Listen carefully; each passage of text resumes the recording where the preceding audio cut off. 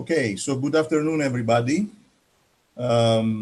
We have the second in the series of these discussions we are organizing at IOBE, the Foundation for Economic and Industrial Research. And today we are very happy to have with us the ambassadors of four of the most northern European countries. Not all of the most northern European countries, but Denmark, Finland, Norway, and Sweden. So we are going to have a discussion that is going to cover both the national view and the European view of this crisis, which is obviously not only a health crisis, but it also has social implications and of course, very important economic implications about which we're going to talk. I also think that this discussion can be useful because all the four countries that we're talking about, they are what an economist can call small open economies, in the sense that they have extremely strong links in terms of exports, imports, people's mobilities, and so on and so forth. What Greece should also be in terms of its size and characteristics. So what is going on in these other economies can be very interesting from the Greek perspective. Things perhaps that we can copy, but perhaps also things that we could avoid. So before we jump into the discussion, which we have agreed amongst the five of us that we're going to move quite fast so that we can cover a variety of topics. Just to introduce the four honorable ambassadors we have with us. And starting with Finland, Mr. Juha Pyykkö is with us. From Sweden, Ms. Charlotte Sammelin. From Denmark, Mr. Klavs Holm. And from Norway, Mr. Frode Overland Andersen. So I'm sure I didn't use all the nice accents I should have in the four languages. But I'm hoping for your understanding. So let's jump into it, huh? If you all agree, and after I'm thanking on behalf of all the viewers. And in fact, let me also say that those of us who are following us live in the YouTube link, they can relay questions, not through the comments, but through the chat window. And then as the discussion follows, I will try to group these questions if possible and insert them into the discussion. Anything before we start? Okay. So who should start? Should we pick Sweden first and get a very first view in terms of this autumn of 2020? How different is it from last year, huh? Or autumn of 2019? And Sweden is a strong economy. It followed a little bit of a different route in terms of tackling the health crisis than most of the other European countries. So Charlotte, where are we? Well, if we, there are of course two dimensions to this, and thank you, Nikos, for inviting us. Dimension is of course what we are doing in order to fight the virus, to manage the risks that the virus poses. And then secondly, of course, there are all the economic measures and the economic side. And I would just like to start by mentioning a bit about our approach in handling the virus, because I think like no other country, Sweden has simultaneously been praised and criticized for not enforcing lockdowns and introducing bans. And the only ban we have had and still have is reunions above 50 persons. And for my country, it's been very important to have a sustainable policy, taking into account the balance of reinforcing the functions we need in the society to deal with the pandemic and strengthening the healthcare sector and keeping the in the society. So when you say sustainable, you mean that adopting measures at the right time. So in some sense, you're hinting that the problem may not be over. So somehow you have to plan for the route ahead. Yes. Or you also mean that the sacrificing a little bit on the healthcare dimension is okay because of the economic implications. No, we think that there's no end in sight. And if you listen to the experts, this is a virus we may have in our societies for 2-3 years to come. And it's likely to go in waves like other viruses have done. So we think we have to have a sustainable approach because people need to be able to cope with this over a longer period. And that's why we have kept primary and secondary schools open. And we have limited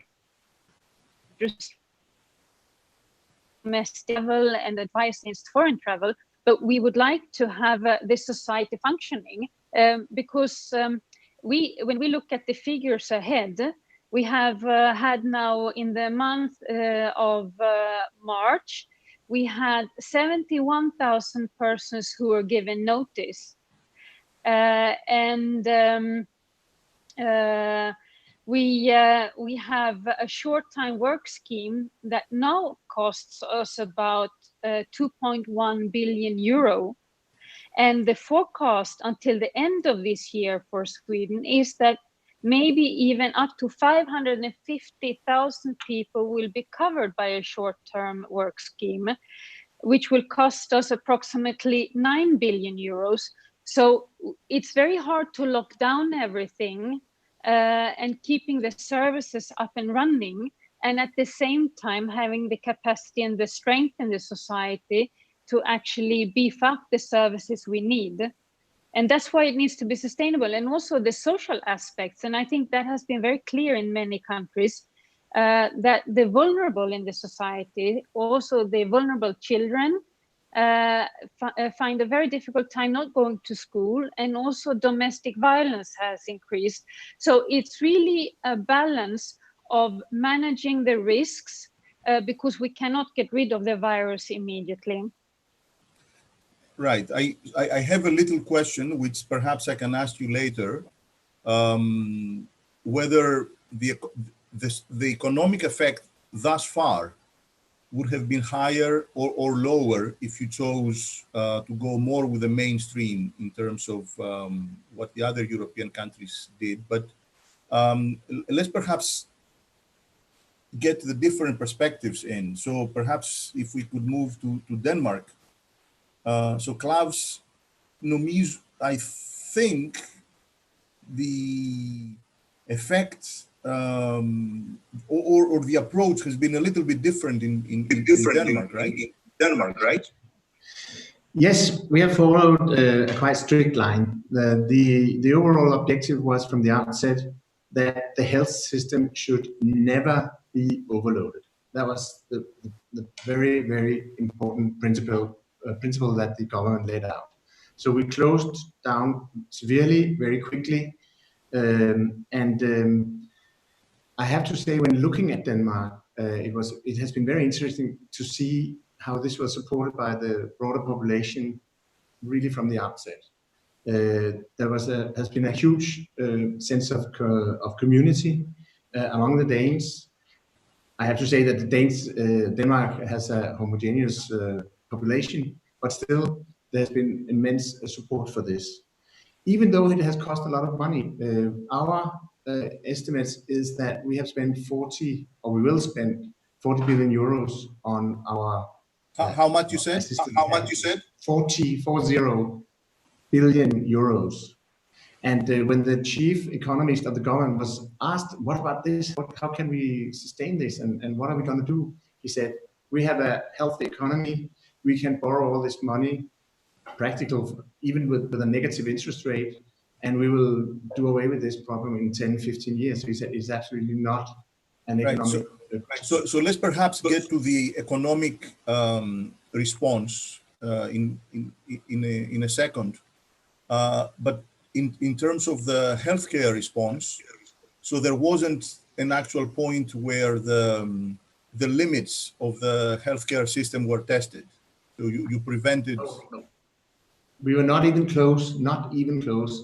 And when we saw the TV footage from northern Italy and from New York, it was very clear that we would never want to go there. When did you close the schools? Right from the outset.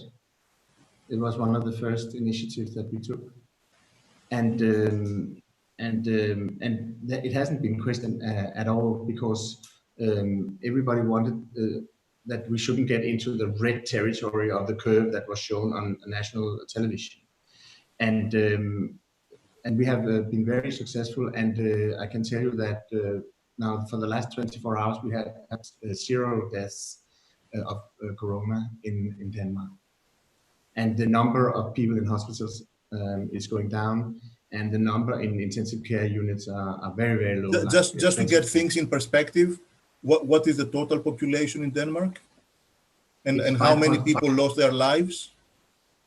5.5 billion, and I think the last figure is 563 deaths, but it hasn't moved much for the last 3-4 days.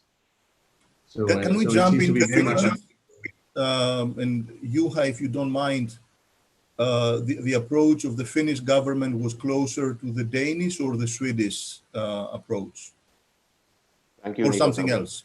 It is somewhere there in the middle, but I start by thanking you for having me on board and us on board, and I want to congratulate Greece and Greeks in the beginning as well on handling the crisis so far.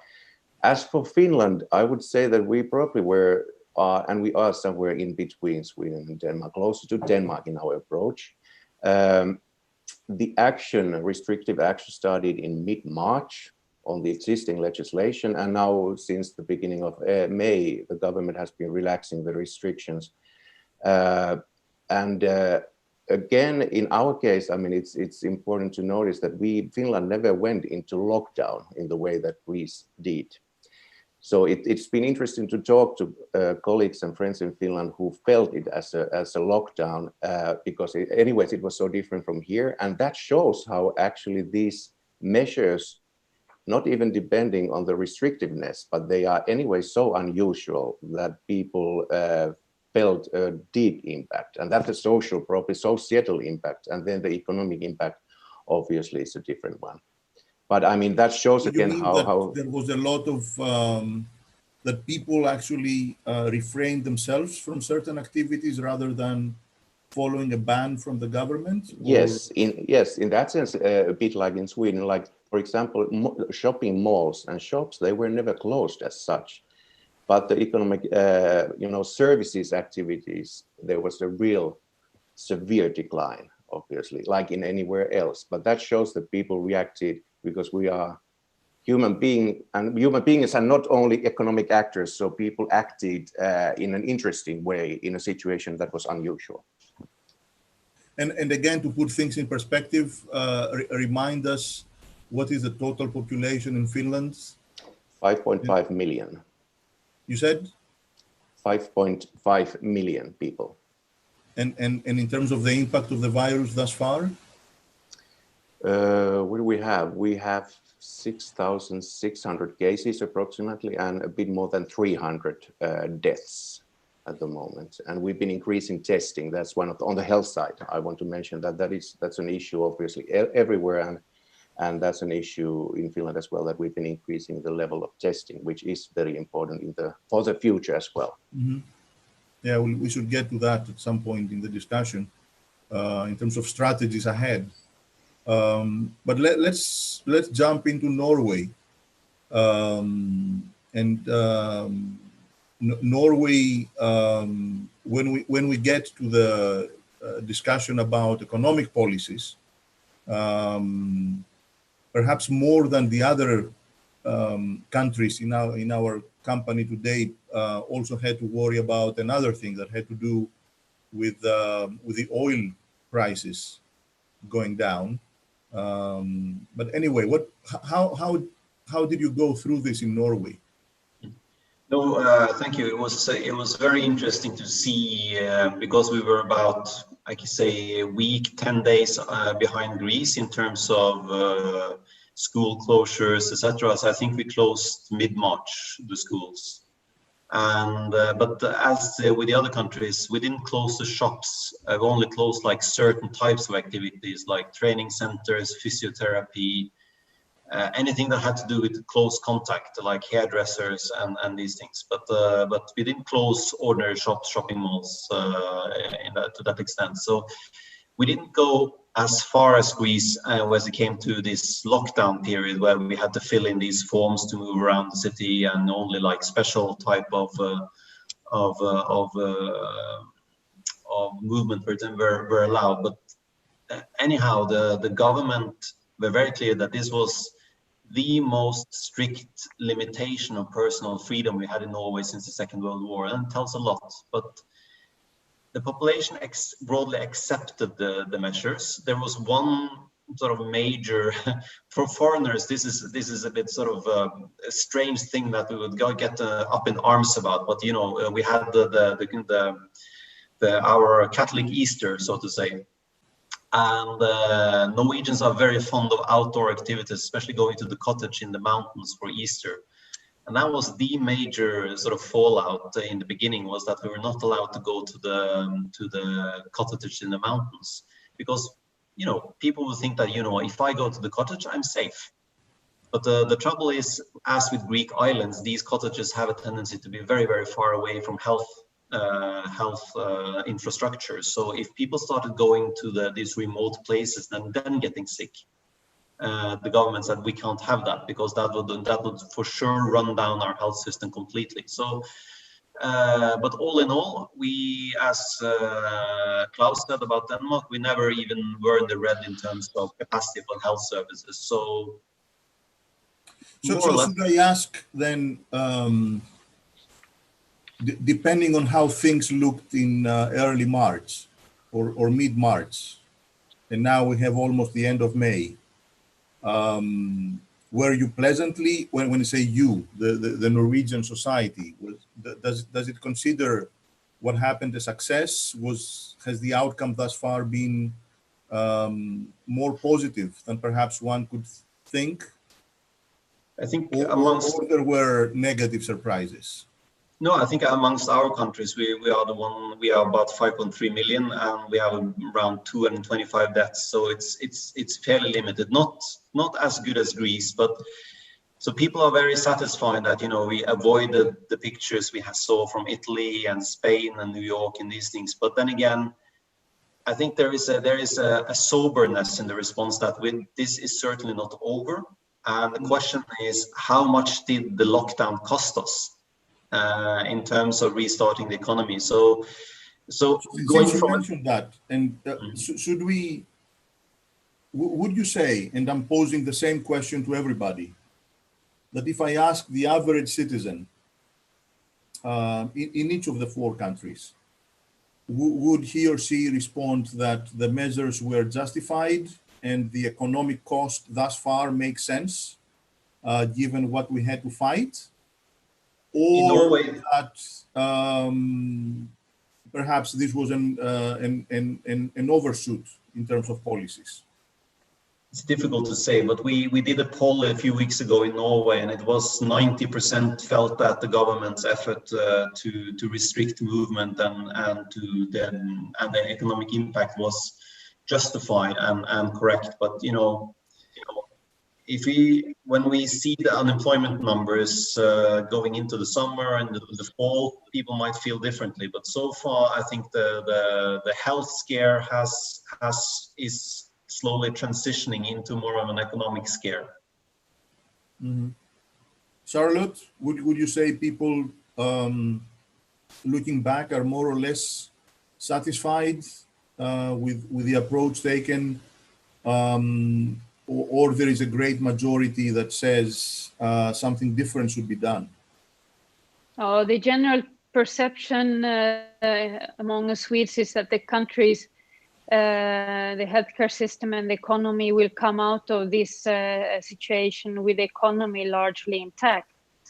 And I think many, the public debate is also discussing the lessons learned, and the general line in when you talk to people, etc., is that when this crisis is over, we can draw many important lessons, and history will judge to what extent our actions and measures were appropriate, proportional, and reasonable.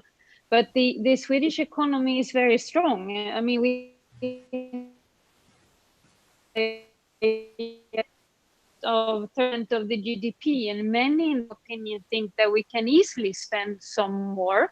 But there's, since we have such a strong social transfer in our country, are not afraid because the support measures are there.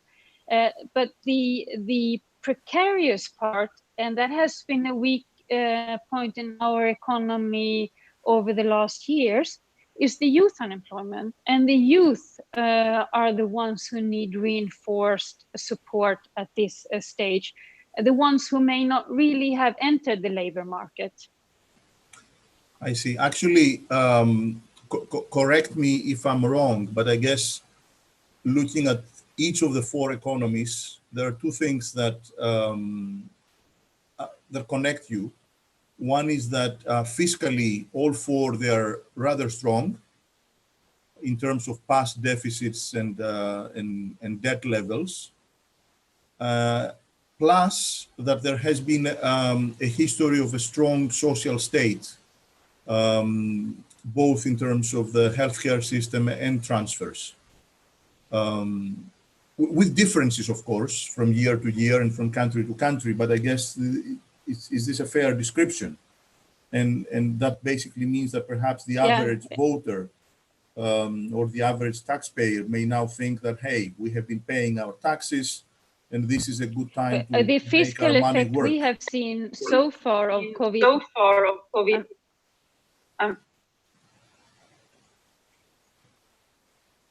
I lost the line is a bit unstable. Sorry, I didn't hear. Okay. Can we move to Juha a little bit? Could I chip in? Because can I chip in on the approval by the population? Because I think that the picture in my country is that although in hindsight we have been very, very strict, people agree on the closing down of the country, but they do not agree as much on the sequence of opening up afterwards. What should open when? There we have the political debate. But generally in the beginning and so far up until now, we have had actually all 10 of the parties in the parliament backing the government from the far right to the far left. I see. And how about Finland? Is there a view that, you know, so far so good, that the measures were proportional to the problem? Yes, I would say people have understood the depth of the impact and the seriousness of the situation. But obviously, I mean, as was said before, we are midway, or if we are midway, we are not over it. And as Charlotte says, we will heed the lessons learned only later on. But I would say that there was a justification for the measures, and the Finnish people overall, they understood it. Somebody brought up the support measures by the government. Obviously, that is now what people are expecting at this very moment, and that's extremely important. One societal factor that I think is omnipresent in Nordic countries and in my country, Finland, as well, is the feeling of togetherness and trust. And actually that's been already kind of research in Finland, and there is a stronger sense of togetherness thanks to and due to this crisis. And that's an important element overall in our societies. And I think in the recovery phase, this is extremely important as well. The economic support measures, they obviously they are very, very important, not only national, but the EU measures, but overall, again, the societal structure that is very strong. And I think that's fundamental in our society, for example. So you mentioned togetherness, which is, this can have a local sense, a national sense, or an even broader sense. And perhaps that's a good point to start thinking about the relation between the national policies and Europe. Finland, from the 4 countries here, is the one that also participates in the Eurozone. So you have something to say about the European Central Bank policies and what monetary policy and fiscal policy and structural funds and the recovery fund and the sewer program and all of these. To what extent policy in Finland views itself as a piece in the puzzle of the European policy, and to what extent it thinks that Europe has been a little bit slow perhaps, or perhaps it's not ready to deal with such issues, with such acute problems as a virus, and each country should look at its own interest. I guess there is this lingering question if this virus crisis is bringing us all as European closer, or because it is a common problem after all, or it makes us be a little bit more apart to the extent that the response so far has been mostly local. Well, I think in Finland overall, to start with the big question, whether more or less Europe, absolutely we need more Europe in this very moment. Well, having said that, we know that the final solution is not that easy to actually spell out. But I think we have to remember that although the very beginning of the response of the EU, for example, to the crisis in health-wise and economic-wise was slow and probably less coordinated, very quickly the EU got coordinated. And we have to remember that in the health policy, that's international competence.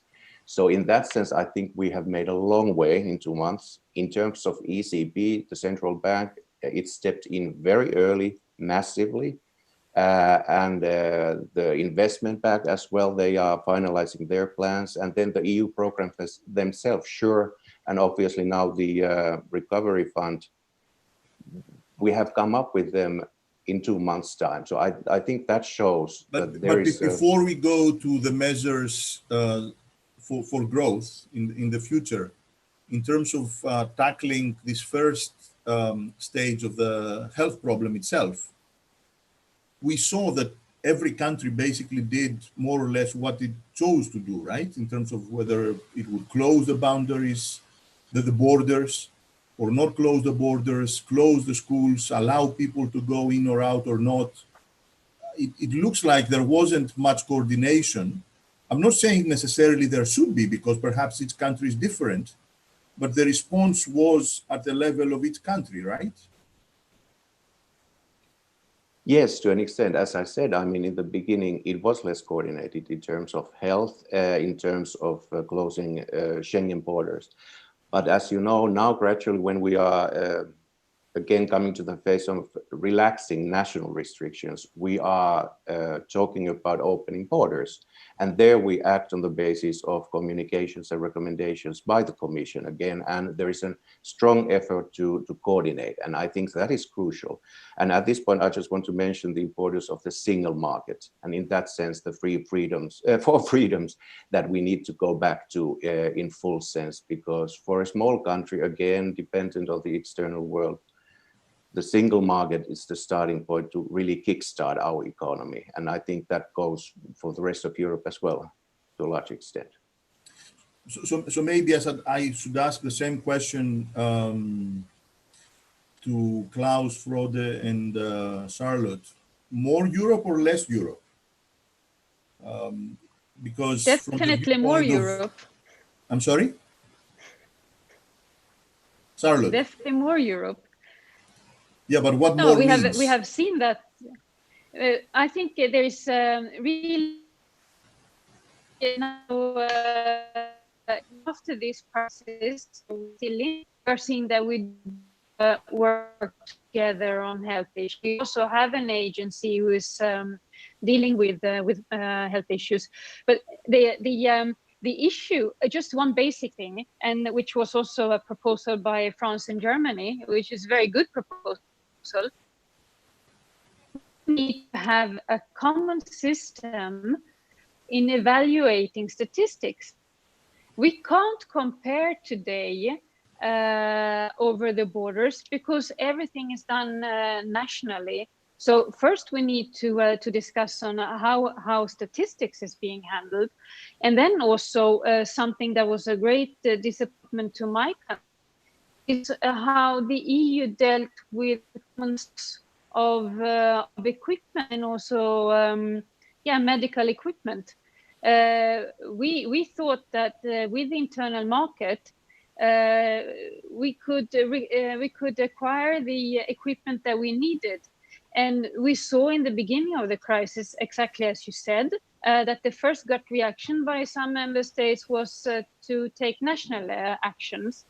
And from my government side, we were very disappointed because one member state blocked the exports of a Swedish company's production in their country of protection for medical use to countries like Italy and Spain, but also to Sweden. So for us, exactly as Juha says, the four freedoms, it's a major disappointment to see that the gut reaction by some member states was to close the borders and to set the rules for the internal market out of play. And what happened is that after these actions were taken, many member states realized that this was a problem. And I don't think we are going to have this reaction again because we all realize that we need to work together. Because especially as you said, the problem is not over. And I don't know if the summer will be easier. It looks like. But if from September we have the problem back one way or the other, hopefully less acute, but if we can have it back, if we push for more national responses, keep the borders closed, support nationally companies, even in the health response, block equipment from moving, that could be a very bad sign for the next steps in European coordination, or am I wrong? No, absolutely. And this got a lot of negative publicity in my country. And mind you, one of the first countries who wanted to coordinate the response on the EU level was my country. My prime minister, his view was that we absolutely need to work within the EU, but it was very difficult in the beginning. We have always kept our borders open, and we have seen how some countries closed their borders, what it meant to border crossings, going to your job every day, maybe between neighboring countries. We saw that goods were blocked. Now the Commission proposed and arranged for the EU to have these green lines at every border so that at least the commercial transfers can flow. So I think there's in hindsight, we're all seeing that this was not really a good response because the threat does not always come from outside. It's not outside bringing the virus because it matters how we handle it within the Union. Right, but thinking in retrospect, and I guess any of the three gentlemen now can comment on the same issue. this might not be fully surprising, right? Because it is your natural instinct even to go back to a national response. The other thing is that governments have a strong mandate because they are directly elected by voters and they can talk to them directly, whereas the European institutions are a little bit more indirect, to put it in this way. And then it's unclear whether we have any coordination of infrastructure, because as it was rightly pointed out, healthcare is a national level priority. So I'm not sure. Yeah. No, I think that's very much to the point, because it's very easy for us as diplomats to sit here and say more Europe and we should have Europe responding. But there are many aspects to this. First of all, in legal terms, health is a national competence, not really a community competence area. The second thing is, what happens when a crisis like this hit countries? The first thing that happens is that everybody is rallying around the flag, as it is called, meaning that they support the government and they look at the national efforts. That's the first thing that happens, and that goes all the way back. We did that during the Second World War as well. But there's no doubt that when this unfolds, people slowly try to look at, is there anything we could do better, perhaps with our partners in Europe? And I think that when everything calms down a little bit, one thing is very clear, that is that we will support that we will have a common response in Europe for future crises, future health incidents, viruses like this. And when you say future, you are optimistic already from from September that there can be a much better coordination, or? But sorry to say, there couldn't be worse, actually, because we were not prepared at all. We have to be honest about that.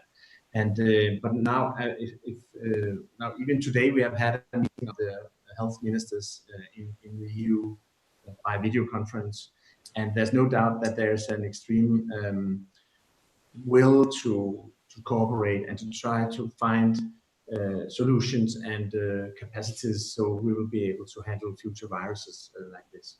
But this, you cannot expect people to just as a first reaction say, okay, what can we do to all the other countries in Europe? What everybody says is, well, how can we help ourselves in Denmark? So we rally around the Prime Minister, for instance, as a symbol of this, and then the polls for her just goes skyrocketing to very, very high unseen levels. We are staying on the same topic, but just to broaden it a little bit. Even the economic history books that talk about the crisis back of 1929, they make an interesting point, which is that the crisis itself was what it was, but there was a mechanism that made it much worse, which was protectionism. And when trade would shut down, and of course this is not 1929, this is 2020. So it is not just trade, it's also people's mobility in Europe. But there may be a lot of voices in the next year. Might be even, the US versus China. Then there is the issue in Europe. Then there is the issue that maybe we went with this globalization business a little bit too far. And this rallying around the national flag might not be, an instant reaction, but if it gets too much into policy, perhaps it's going to bring economies a little bit too far away. And I don't know if, and perhaps now it's, I guess, the turn for Norway to take a view on this. Yeah, I think it's a very good point, and the allegory to 1929 is very fitting, because as you said, the crisis in itself back then was as it was, but the protectionism was what really caused the crash. That really hurt. And well, the tendencies you mentioned already here. We have the skepticism to globalization. We have this tendency towards looking towards the national state for solution again after many years of seeking international cooperation in a greater extent. You have the attack on our common institutions, which we built up after the Second World. It's already there. The question now is if we will see that these tendencies are strengthened or not. Norway is in a bit of a strange situation because we're not a member of the EU, but we're a member of the internal market through an agreement with the EU. But for all practical purposes, we are very dependent on the EU, since 80% of our exports goes to the EU, and basically we have this sort of union of faith, so to say, with the EU. We're bound to the EU, either we like it or not.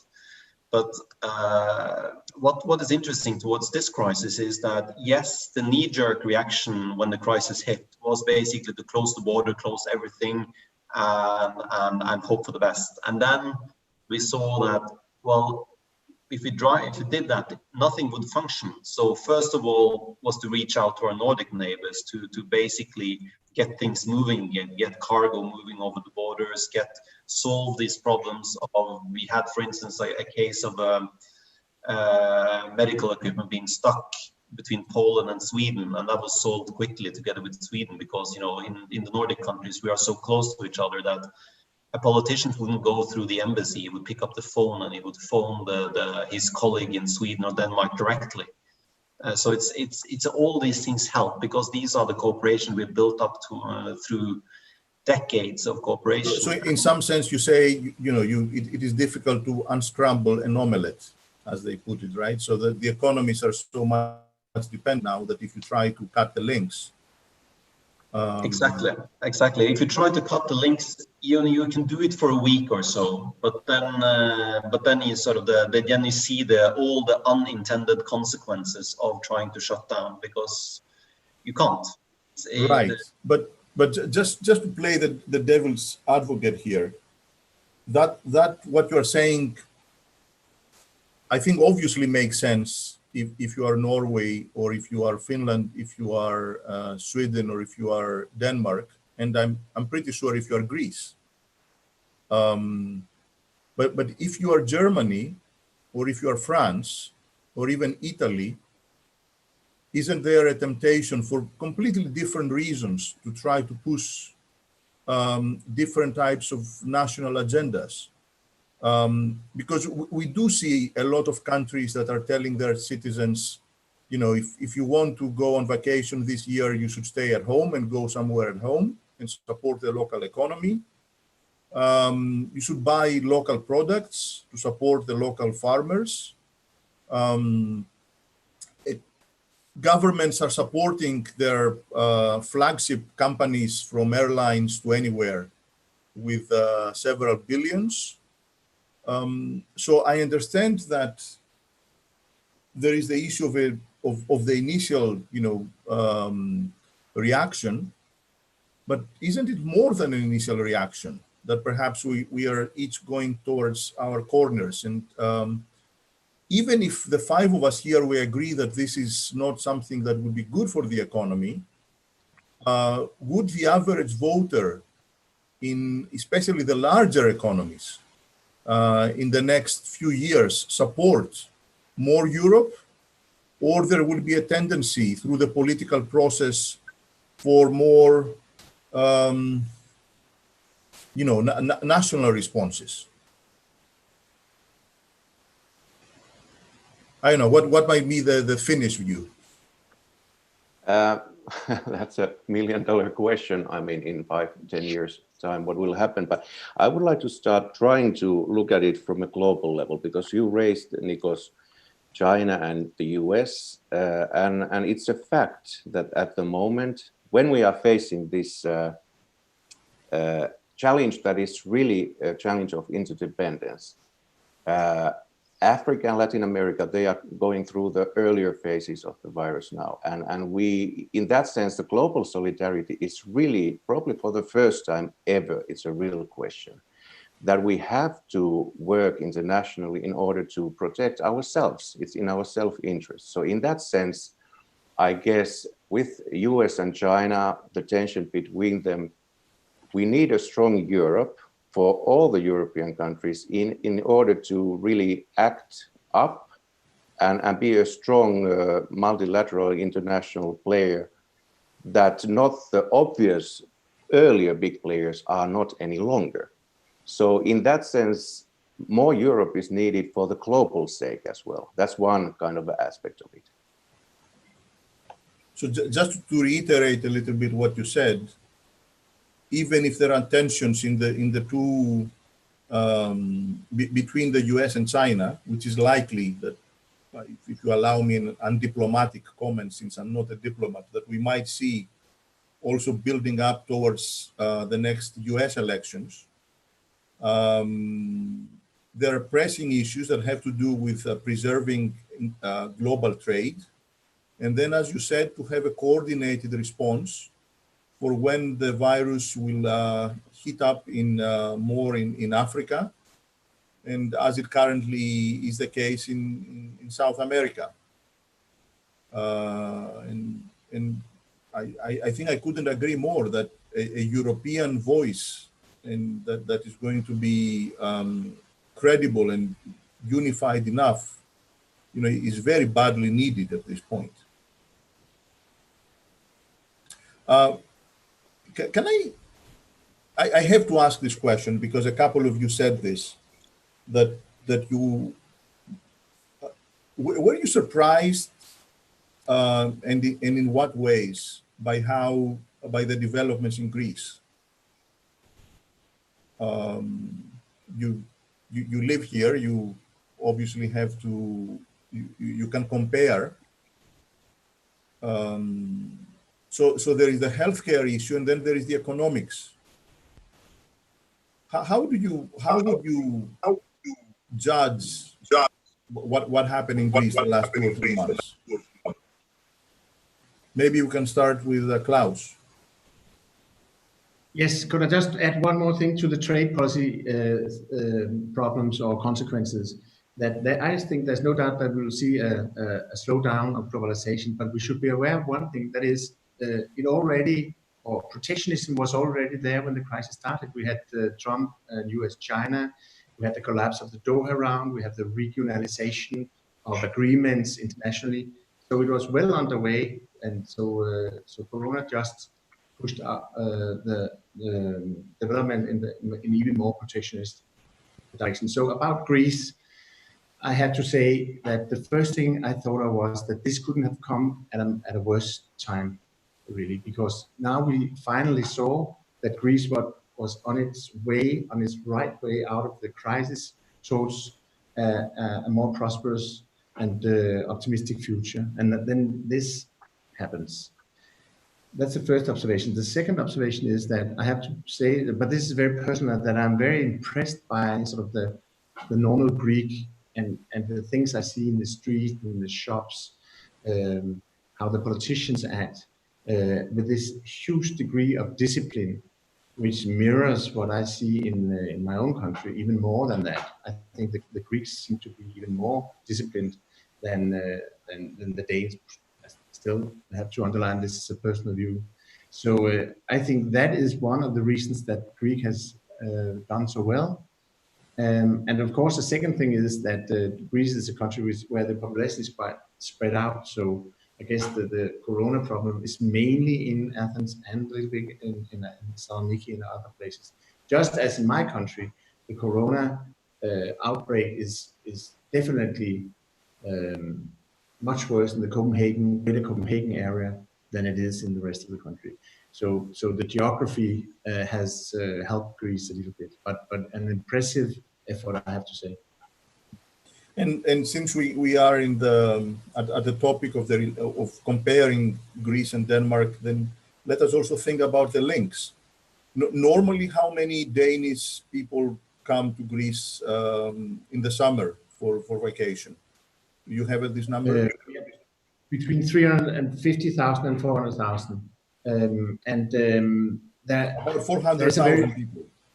Yeah, so between 350,000 and 400,000. But I have to say, I'm very much afraid, even though I have great admiration for your efforts, and I think you are very smart in this by competing on Corona safeness. To be frank, this is what happens now because Greece wants to prove that many of the islands are corona-free, and you should go there instead of going to other tourist destinations where it's less safe. But even with that effort, I'm afraid that we could see as low figures as down to 10-20%, but the future will show. But I'm very sorry about this. But I also would like to say that the Danes have a very close relationship and a very relation d'amour with Greece and the Greeks. There are many stories about Danes I really. think it's important to be realistic about the prospects. And perhaps let's make a round of this, because before we talk about other types of trade and exchange in the economies, tourism is the first order of magnitude thing for the next 2 or 3 months. So would you guess that out of a normal of up to about 400,000 Danish people coming to Greece, it may be something like 10% of those, or you think even that may not happen? Yeah, I'm sorry to say, but this is my personal estimate. It's not an official Danish view, but my feeling when listening to this, like, it's even though we also have to lift or to change our travel advice, so it'll be possible to travel and have our all insurances in place. But even with that being lifted, which there is a chance that they will be, it's difficult to see that many Danes will not decide simply to stay at home for this summer. Because they want to be safe, not take the risk. If they wanted to take the risk, is the infrastructure there? I mean, can they go to the Copenhagen airport and then fly to Athens and then rent a car and go to wherever? Yeah, but the problem is that the travel advice of the Foreign Office says that you should avoid any unnecessary traveling to all these countries, or the rest of the world actually.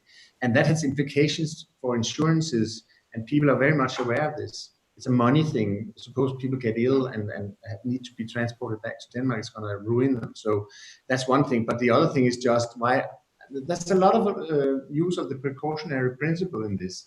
This is the first thing people say, well, is it this year that we're going to do this? We might do it next year. Okay. So actually, this is a very crucial issue for Greece, how many tourists they can expect. So let's go through the other countries as well. And I don't know who, perhaps Frode, you can, how about Norway? You have the number of, in a normal summer, let's say last summer, how many Norwegians came to Greece? Yes, in a normal summer, we would have about 400,000. That means that actually that 1 in 12 Norwegians would go to Greece. It says a lot about the climate in Norway and how lovely Greece is, I'm afraid. But like Klavs, I'm sad to say that I think we will see, this is a personal estimate, but I think we will see maybe 10% this year.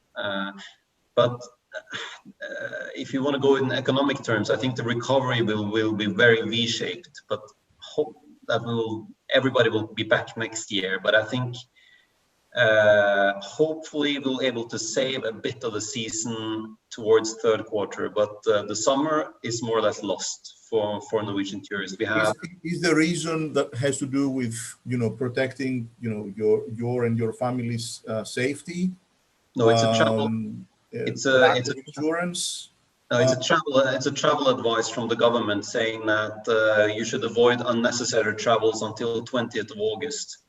So that means that, for instance, your travel insurance will be null and void until 20th of August. So and if you don't think that this ban, this advisory, this piece of advice towards the citizens will be lifted? It will be lifted for the Nordic countries probably in June, and for some European countries not specified yet in July. But for Greece, I don't know. Maybe they'll be on the July list, maybe not. But it's people are making holidays plans now, not last minute in July. But we will see. So just to push this a little bit, so maybe in mid-July,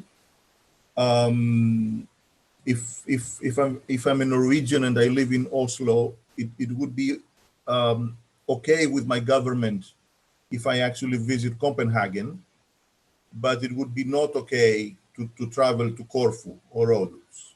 Yes, and in theory that might very well happen in mid-July, that you want to get out of the country. There are like a few countries, the Nordic countries, plus some other European countries. You will be, technically you can go to any country, but the government advice will be then a very short list of countries. I see. In Finland? How many Finnish people came to Greece last summer? We have had in the last few years 250 to 300,000 Finns, and actually Greece is the top destination in package tours for Finns all over. And as colleagues said, we have the travel advice on as well, recommending or advising against non-essential travel overall from Finland at the moment. And on Finns coming to Greece this summer, I mean, I don't want to give any figure. There will be obviously a decline, but here again, I go back to the psychology of the whole crisis and the societal psychology and social psychology and social economics. That even though borders are open and airplanes fly, people might feel inhibited anyway, and that's a normal reaction. That's what we see, like, as I said in the beginning, shops are open in Helsinki, but there are not too many customers. And that's the same, I guess, here in Greece to an extent. So it takes time, unfortunately. But Greece and tourism here, it will come back, obviously.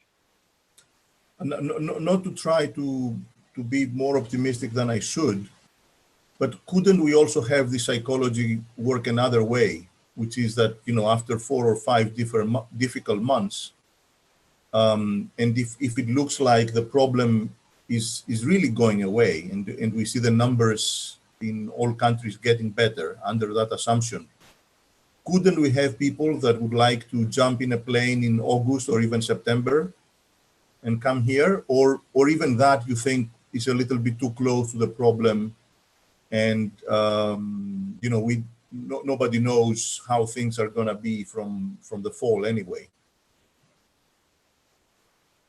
So you on this? Yeah, why not? Yeah, absolutely, that can happen. And I mean, the prolongation of the season, what authorities have been talking here about early on, I mean, going into October, even November, that might open an avenue. But the thing is, as we know, we don't know yet. But the hope is there, I guess. For instance, if you have 3 weeks of consecutive rain in Oslo in July, people will certainly look into prolonging the season, that's for sure. Like 3 weeks of summer rain makes a lot, will change your calculation, I think, about the autumn. And how about Sweden? How many people we had last summer? And do you think that any Swedes would come this summer? Yeah, we have approximately almost 10% of the Swedish population going to Greece on vacation on a yearly basis, around 900,000 persons. And I can tell you that I receive, the embassy receives a lot of calls and mails from Swedish citizens who are inquiring who would like to come to Greece for vacation this summer. And I know that some are coming, planning to come, despite the fact that the government is advising against non-essential travel. And like my colleagues say, the challenge here is that as long as this advice is there, their insurance is not valid. But of course, people are adventurous. And if the travel ban is lifted on the 15th of July, then I do see that there can be a prospect for receiving Swedes towards the second half of the summer. Now, your colleagues, they made the first, I don't want to call it estimate, but you know, they pulled a number of something like perhaps 10% as an average. Would you agree that that's a lot of people? That's 90,000 people coming from Sweden to Greece, right? Do we even have the flights for that? I don't dare to make any forecast. Right. Would the economic conditions in your countries affect this decision? In other words, people not having as much money in their family budget, or people losing their jobs, or especially people being afraid of what the next months might bring. Is that a factor, or is it, or that's not in terms of, you know, taking a vacation, or that's not really a big factor? No, like Juha said, it's the same in Sweden. Even if we have kept everything open, people don't go out. They don't go to restaurants. 4 in 10 restaurants have more or less closed down during this period. So there is, of course, the issue of staying safe and healthy and avoiding taking unnecessary risks.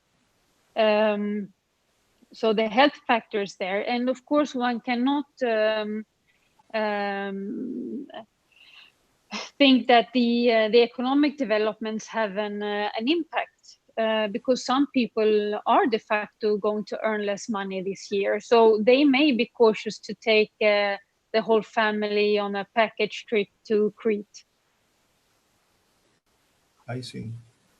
So since we are opening up back this issue of the economy, and perhaps let's try to discuss this a little bit. How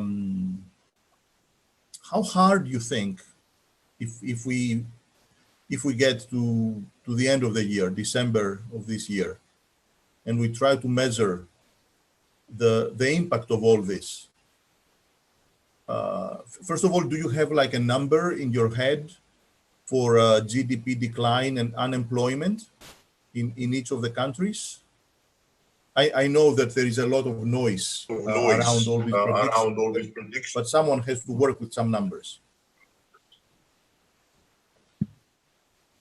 Yeah, there's an estimate from the government today in Copenhagen that we will lose 5.7 points. That is that we'll have a recession of 5.7 points. But then next year the economy will grow by 4% is the estimate. But there are many uncertainties with it. But these are the figures that we got.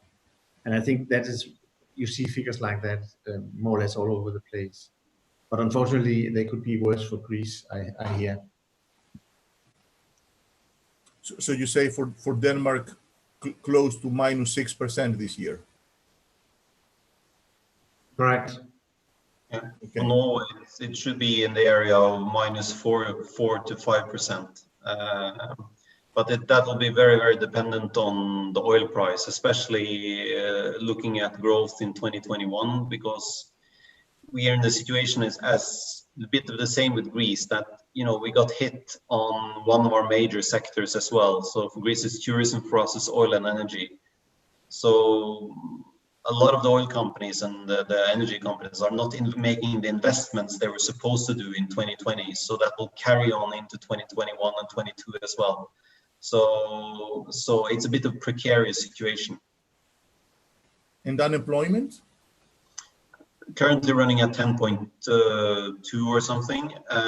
But how much was it before we got into the crisis? Oh, very little, 2.5 approximately. Actually, can I insist a little bit? There is this, as you said, oil is such a big part of the Norwegian economy that if you get hit on this, things cannot be fun. But there was also this savings, right? There was this fund.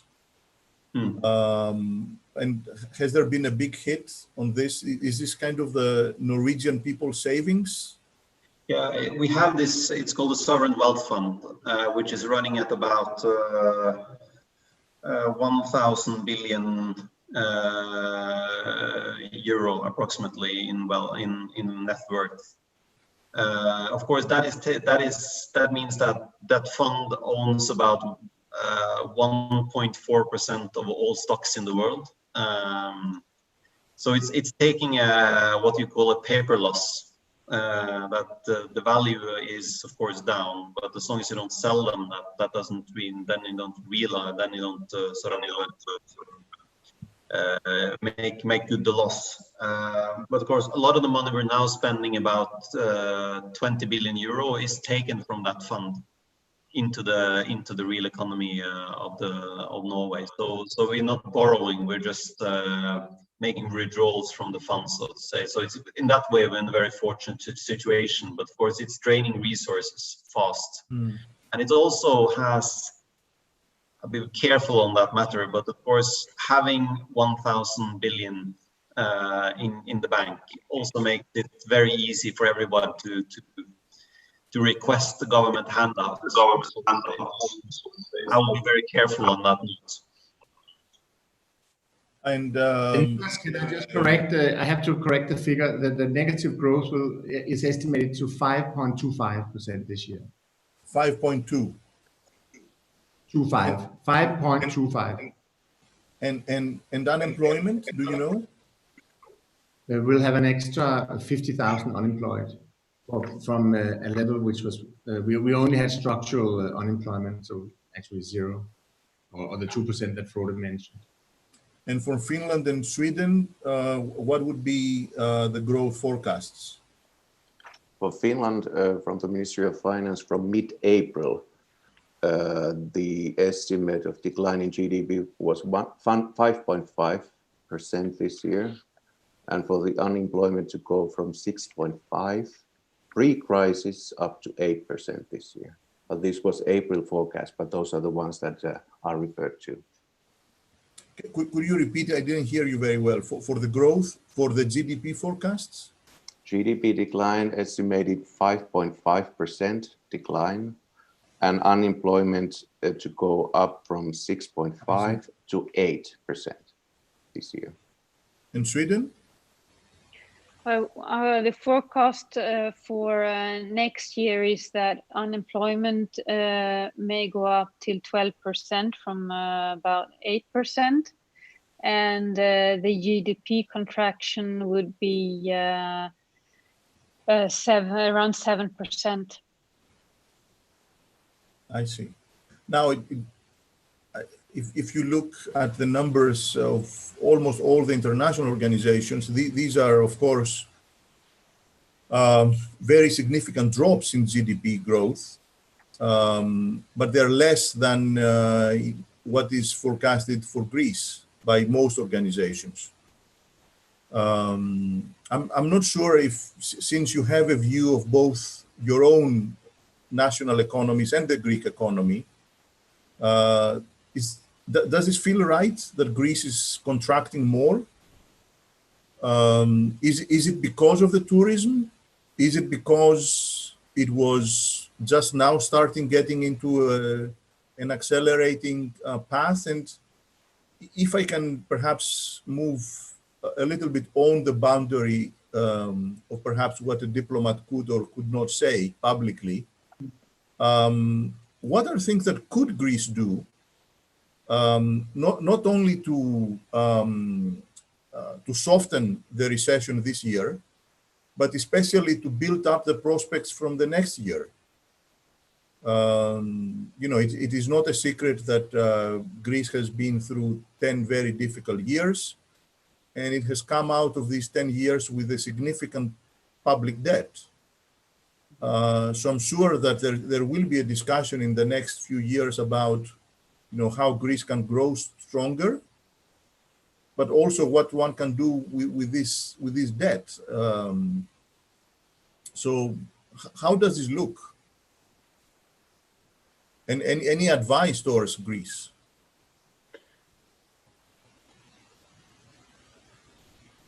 Frode, let's start with you. I can give it a go. No, but I feel desperately sorry for Greece, because finally Greece was looking at black figures and finally growth. And 2020 would be the year when Greece really sort of got the economic engine going, and then you have this out of nowhere. And I'm especially worried because it hits the two sectors that kept Greece going through the difficult years. It hits tourism, and it hits shipping and transport services, which are perhaps the sectors that really shouldn't be hit. But then again, Greece is much more resilient than than people outside might think. And I think that's one of the lessons I have learned since I came here, that Greece is surprisingly resilient, and the SMEs are also surprisingly resilient to fiscal fluctuations. That's on the good side. If there was one advice I would give, and I think Greece has all, and the government has more or less already proven it, and that's to speed up the digitalization, because what has been done now in the last 2 months in terms of digitalization are like leaps forward that would have taken years otherwise. And just to keep it up and cut the red tape and get things going through digitalization, to just have a unique digital ID for everyone in Greece would be a huge step forward, I think. And you can calculate the repercussions of that yourself in terms of tax discipline and everything else. But I think digitalization is certainly the key. I think before we go to the other people, I think we more or less reached a consensus after about 10 years of thinking about it, that the way for Greece to grow has to be through strengthening its exports, and not only in services and tourism, but also exports of goods. But since domestic savings is quite low, and for technology reasons, we need to attract also foreign investment. And yes, the four economies we are talking about today, they are not the US or China, but there was a significant interest for investment in Greece. So maybe as we are discussing how Greece can get out of this, and your view, perhaps also a little bit of a view on could there be interest for investment in Greece after this year is over, or from the end of this year? That has something to do with what the Norwegian ambassador just mentioned, that you need to move on with the structural reforms, not least in digital. You need administrative reform, you need legal reform. Before we have this, it's difficult for us to advocate that businesses should come, because they have some hiccups about now, is it safe, is it easy, or are there too much red tape connected with establishing oneself in Greece. So that's one very important thing to do for Greece. And the government was well on its way doing this, and we already saw some results. But there's one other thing I think which is quite important, which is now if you look at the Greek economy, it's very much concentrated on tourism and maritime transport, and even the rest of the exports are products that are not, there's not enough added value or value added in them. There's not know-how enough.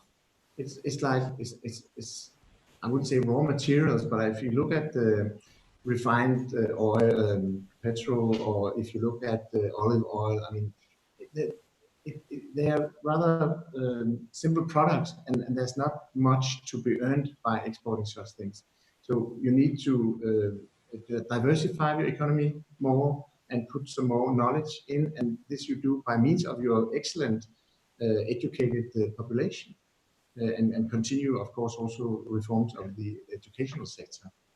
So before that, it's going to be very, very difficult, because you rely on very few products that don't have much value added.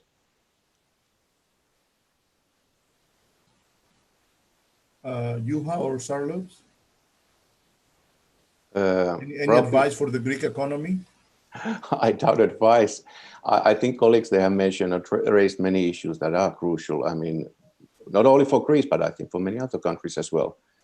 What is reassuring is to hear a commitment, further commitment by the government here to the green and digital transition in Greece and at the European level as well, and that has been already raised. And as Klavs said, diversification on the industrial base here, I think those are crucial issues. And what has been mentioned already, I underline, obviously coming from Finland, education. I mean, that is something that as a small country, we continue to believe in. So actually, before we pass to Charlotte, let me make this a little bit more difficult of a question.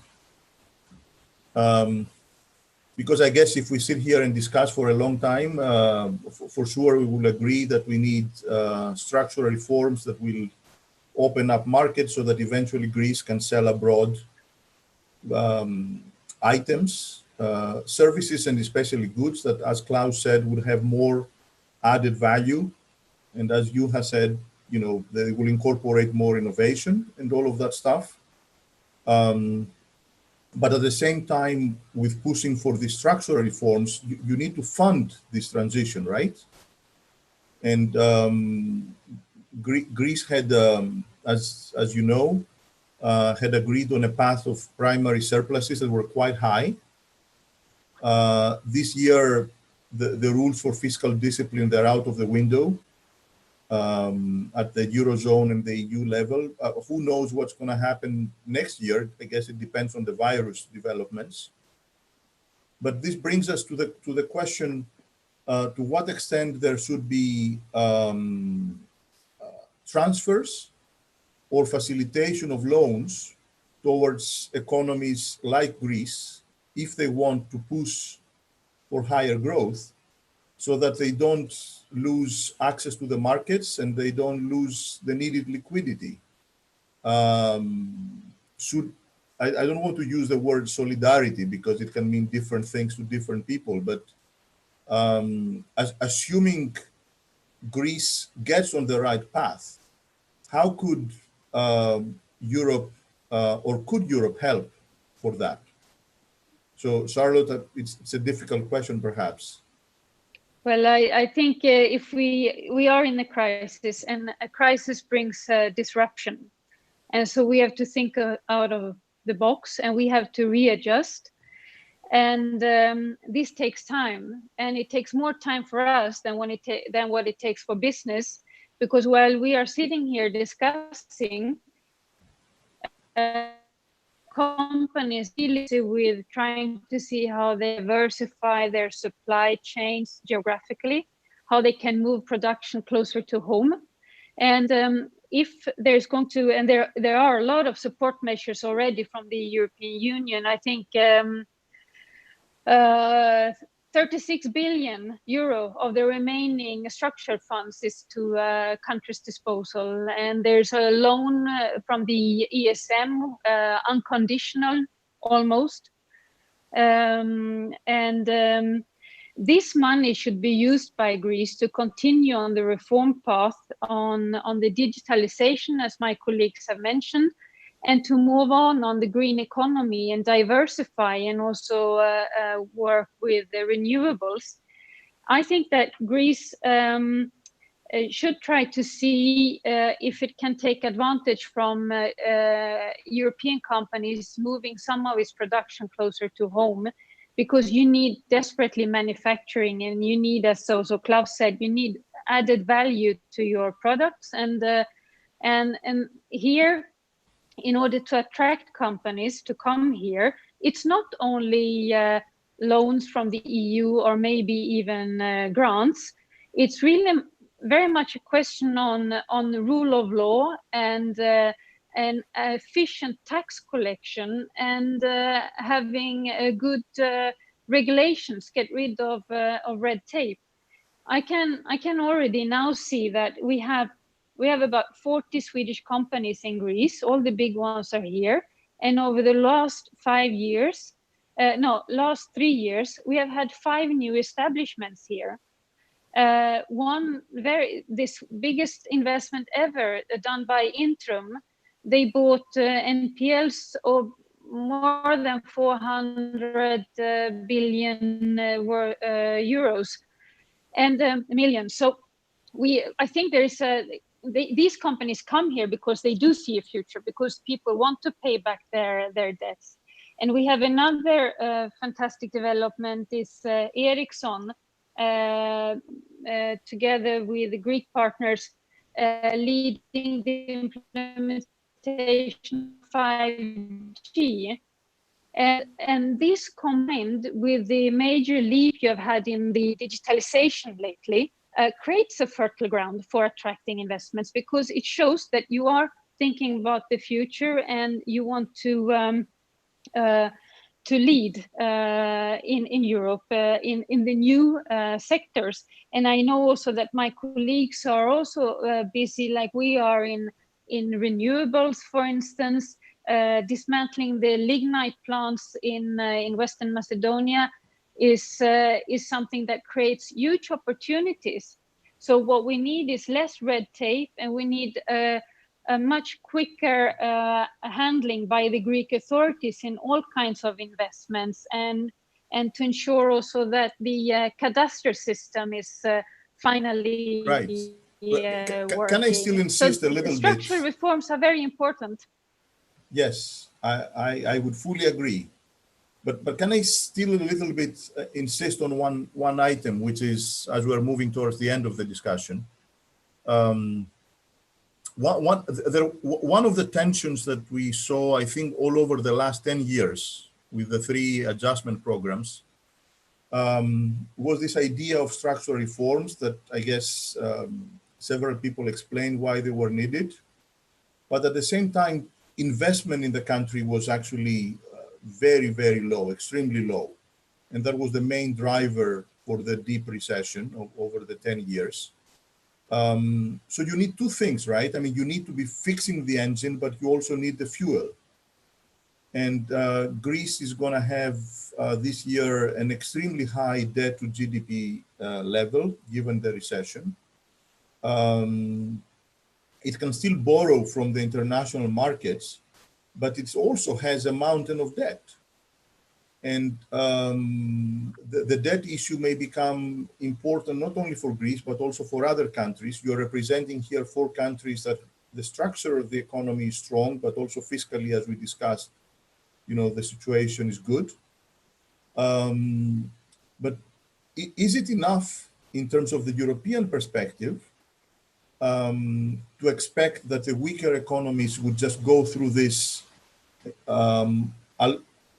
thinking only in terms of structural reforms, or there has to be also a facilitation of the investment in various types? You know, the recovery fund is one that comes in mind. And my understanding was that there is a little bit of a disagreement about to what extent this can be transfers versus loans. So maybe as we're going towards the end of at least today's discussion, if we can blend into this, you know, should we have more transfers, or weaker economies can just do with loans? Well, if we look at what we have in the EU right now and the common acquis, we do not have anything stipulating that we can have a mutualization of the EU budget. We cannot borrow money and use the EU budget for this. And my government do not want to go in this direction. Okay, that was clear. Denmark? Well, we have to avoid this discussion, this narrative about the orderly north and the messy south and the good guys and the bad guys. But there's no doubt that if money were to be transferred from it's very simply put, from the northern countries to the southern countries, I mean, it is still taxpayers' money. And I think it would be quite natural that the ones who are supposed to give money, that they will expect for those who receive money, a certain amount of conditionality or promises of reform and plans for structural reform. I think that's a natural thing. We also have to keep in mind that we are based on capitalism and the private economy, and history has shown that the kind of public money that we have seen in some cases not always work in the most efficient way. So there are many delicate questions to be answered here, but just to expect that money can be transferred like that as grant without any conditions attached to it, I think is not very realistic and politically very, very difficult to go through with. You have to look at what would be the argumentation from a government in Sweden, in Norway, in Denmark, vis-a-vis the taxpayers on this. When they ask, what do we sort of get? We know we get recovery, and then we can export to these countries, but still there's a long way to go. Perhaps that's an important enough topic that warrants another discussion by itself. But one can also ask, you know, I'm the last person that is going to argue against incentives for reform. But at the time of the crisis, you also have to wonder, you know, I know Europe is not one country, but if you happen to be a weaker part of the United States, then the actions of the federal government and the actions of the Federal Reserve would apply to you. And now we find ourselves in a crisis where each of the European member states has to act without necessarily having one central bank that acts, or one central government. Of course, we don't have federal policies on most. So we have to think how much of that may need to be amended, but that's really, of course, a longer discussion. So I heard Denmark saying, yes, a little bit of transfers, but under strict conditionalities for reform. There's no doubt there's need for a certain amount of conditionality. And we have talked about, the EU countries between each other, we have talked about the necessity for structural reform in many countries, even ever since the structural funds were introduced way back in the 1980s. So it's not a new thing. And even though this is a crisis that has come on all of us from the outside, and then I don't buy the argument. Then there's, well, in that case, no need for going into any kind of talk about reform and so on. It's a possibility actually to do reform, even also in our country, to be more green, more innovative, more digital.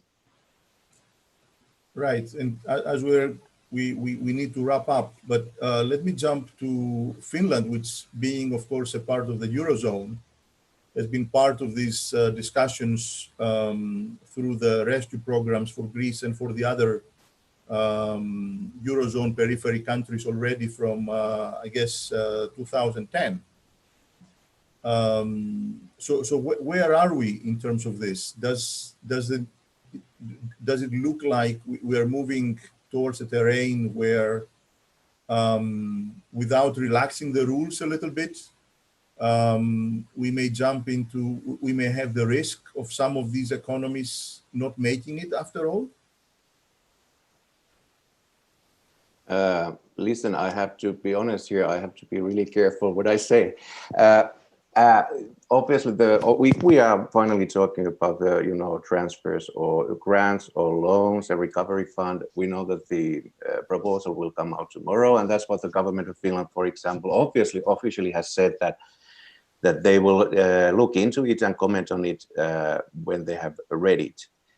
But a few things that our political leadership have said actually so far is that overall, and to start with Finland in this situation, when talking about this fund and recovery, we want to be a cooperative and constructive partner overall. And this is against the background, what I've been trying to convey from early on is that this is a specific and special situation, a symmetric shock, and we are interdependent. And what my government has implied that they intend to approach this question against the interest of the whole of Europe in mind. And I stop there for the moment. I understand. And now I'm going to be a little bit unfair in some sense, and ask Frode, who represents a country and economy that is not part of the EU, although part of the common market, as an outsider in some sense. Does it look like this crisis is pushing Europe closer together? Does it look like if we will be discussing this in 2 or 3 years, the pressure that is being applied is going to express itself with, you know, more unification at various levels, or not? It's an impossible question to answer, but I think in the same way as Brexit brought the European Union closer together, I think this will too.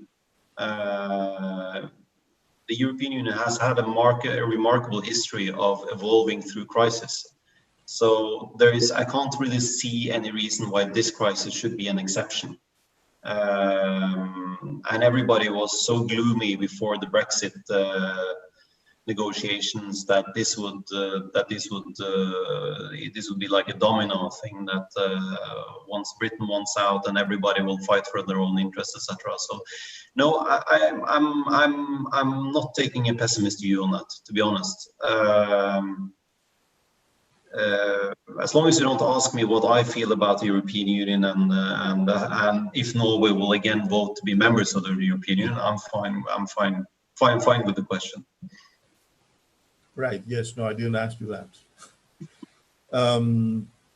So since you mentioned pessimism versus optimism, perhaps let's close with this, unless there is some other topic that one of you would like to raise. So we are now at the end of May. We have the summer ahead of us.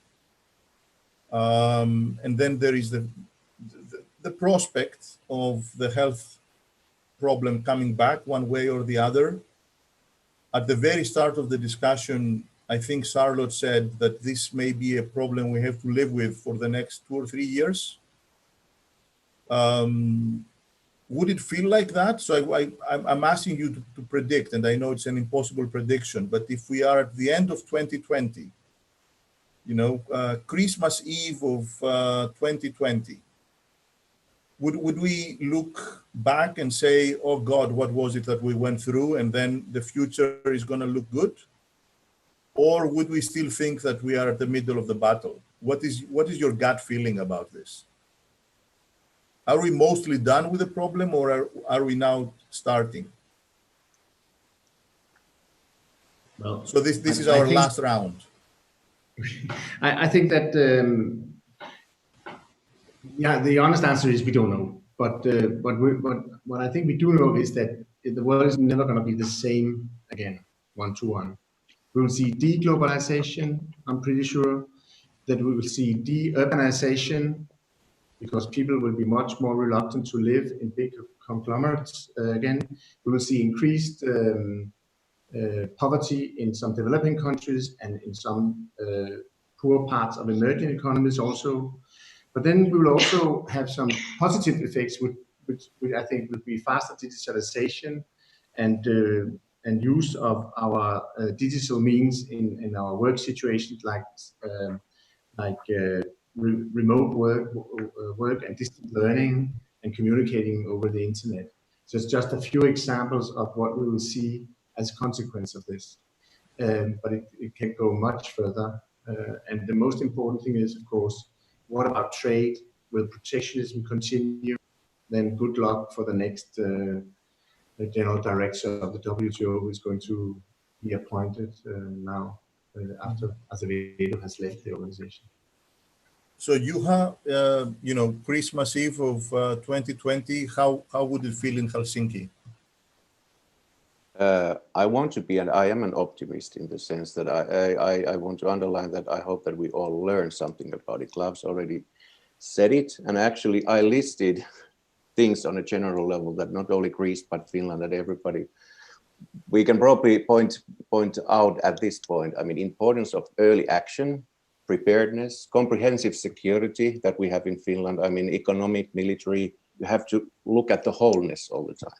Scientific foundation of political decision-making. This has underlined the role of science overall, which is crucial internationally. Clear communications from the political level, extremely important overall, and again emphasized by this crisis.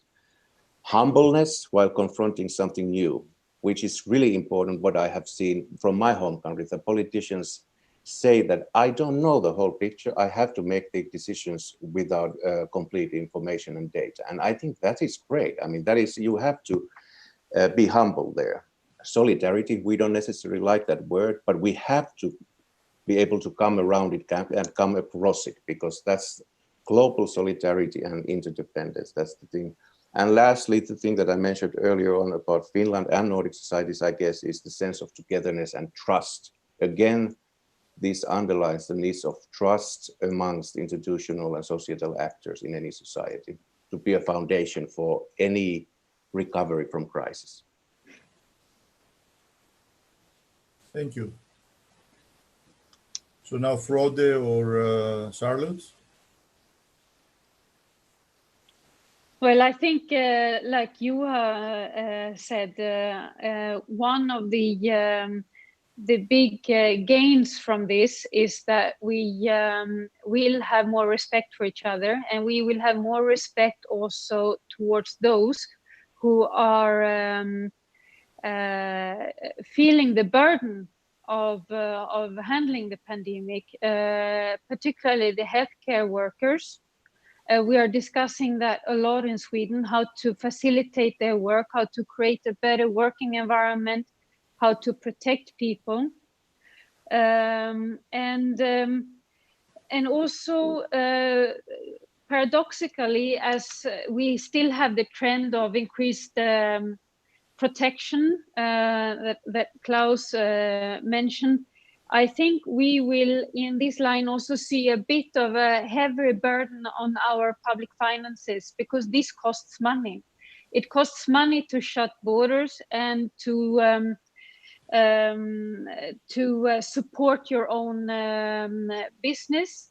We are spending unimaginable amounts of money now for supporting the business in Europe, because we know we have to, because we have to keep the employment, because we don't want to add a social crisis to already the health crisis that we have. And also on globalization, paradoxically, we are being more closed now, but in fact, digitalization is making us more global, because what we are doing now is we are shopping online, we are working, we are studying, we are getting entertained online. We are also having these conferences online, and this open up border. We can actually do more and we can interact. And one lessons learned that I see for business is that they have realized that we can do so much without traveling. And I think this will be something we are going to use much more in the future, which is an extremely valuable, important tool for Ministry for Foreign Affairs and global business. I think also one more thing we will see, and that I am very curious to see how this will go in Greece. Shopping malls. There's a big discussion in Greece to build shopping malls. I wonder why. Shopping malls are part of the past in my country, and I think in many other countries. Shopping malls have become a place where you get entertained, but these places will not be demanded within the next 2-3 years. So what will happen with the shopping malls? That I think is an interesting topic, and if they will be converted to other things. I think one last trend that I think we will see reinforced is that we will be more sustainable and we will consume more local products. Right. Frode, you have the last words. Before that, let me just reflect just for a second to what Charlotte just described. In none of these trends that you mentioned, I see an obvious help for the Greek economy prospects. But there may be indirect ways to do it. If we are doing everything online and from home, at least one can hope that during the summer months, like it was in the past, 1 out of 10 of the citizens of your countries can still come to Greece. Frode, last words. I wish I had something to conjure up that would make us all look forward to the Christmas Eve of 2020. I think we'll be licking our wounds come Christmas 2020, and hoping that 2020 was the beginning of something better. But it's, I think summing up 2020 will be a rather dismal affair, and I'm hoping that when we do that on Christmas Eve 2020 or New Year's Eve 2020, we see a way out of the crisis, because like we've been discussing a lot of the difficulties now and a lot of the negative things now, and I'm hoping that when we come to New Year's Eve, we see a path out of this, that we see the early signs of recovery and that we see the path of recovery. But I don't have a very intelligent thing to say about it now, because now it's very difficult to say how we will recover, but hopefully we will see it by Christmas Eve. Okay, I think this is a time to thank you all warmly for all the ideas. It's obvious that a first battle has been won, but that there's going to be a lot more battles, both at the national and the European level ahead. So it's going to be interesting. It's also obvious that, you know, you are representing very dynamic, small, open economies. We discussed ways in which Greece can actually grow, perhaps with different comparative advantages. So let's see how the next few months and the next year are going to be. So just to thank you all, and perhaps we can continue this discussion at a later time when we have more data about how things are going. So good afternoon or good evening, I guess, to everyone, and thank you again. Thank you very much. Thank you. Bye-bye. Bye. Bye. Thanks, bye.